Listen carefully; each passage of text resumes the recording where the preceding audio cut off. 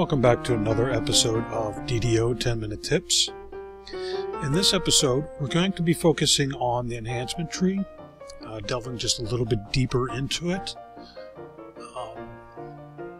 You can access it by going to the menu button down in the lower left-hand corner of your screen, or by hitting the Control R on Windows or the Command R on the Mac. Alright. Now, the enhancement trees are what really gives your character the foundation for what they can do. Weapons and gear can also do that to a certain extent, but most of the benefit actually comes from the enhancement trees. So, whenever you open up your enhancement panel, you're going to see a bunch of panels here of trees that you can put your action points into. I'm a rogue. I took the Dark Blade path, so it only makes sense for me to focus on the rogue tree, or the assassin tree here. If I wanted to gain some benefit from using crossbow, I could also put some points into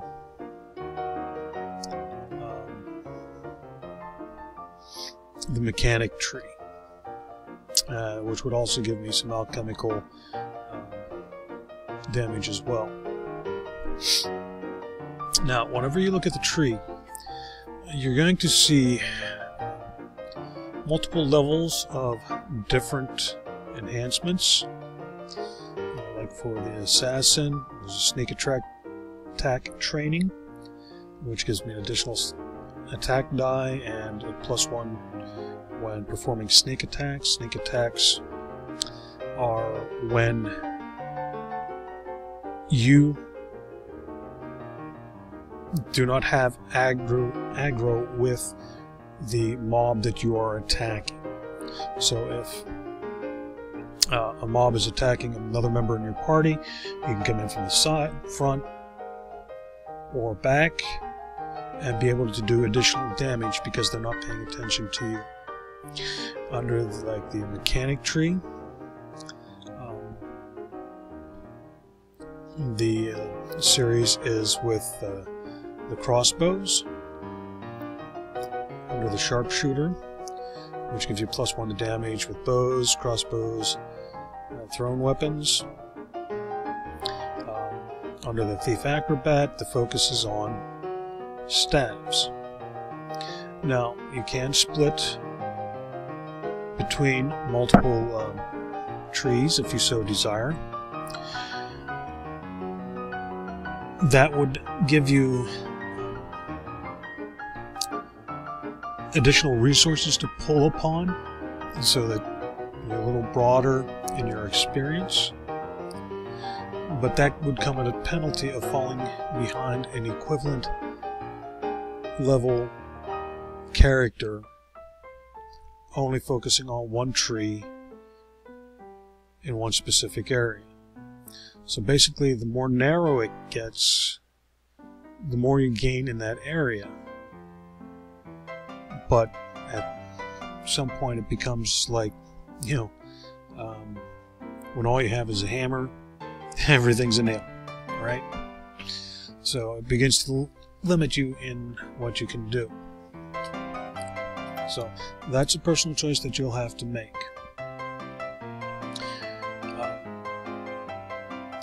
Some require different things. Some will require certain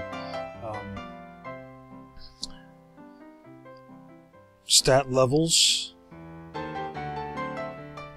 Some will require certain character levels and/or character levels within a certain class. Okay. So, like here, dagger in the back requires knife in the darkness, which gives you access to the tree.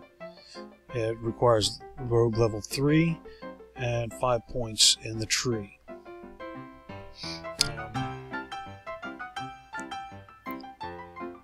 The shiv, which gives 1, 2, or 3 times the weapon damage, only requires 1 point in the tree, so as soon as I click on knife in the darkness, those become available.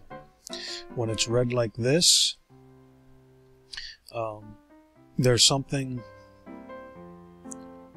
a minimum of 1 thing that needs to be filled before it becomes available.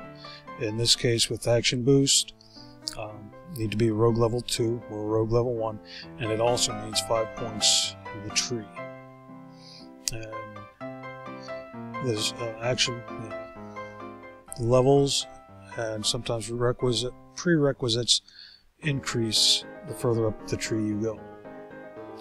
So what you need to do is take a look at how you want to shape your character as to what will go on with the various trees. And the same thing also goes for your racial tree. Okay, the halfling, cunning, but then there's guile, which requires cunning and gives you benefits going up there. And there's also the acrobatic,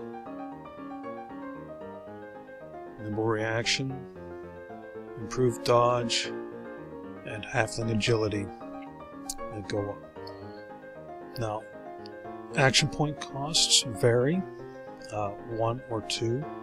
Shiv only requires 1 for each level, I guess you could call it. So, to get this all the way up from 0 of 3 to 3 of 3, it's going to take 3 action points. Sneak attack training requires 2 action points. So, and in the previous series of videos, I did a video on backstory, and that can help you determine what you want to use out of any particular tree. So, we'll call this a video here, and remember to keep your weapons clean and sharp, my friends.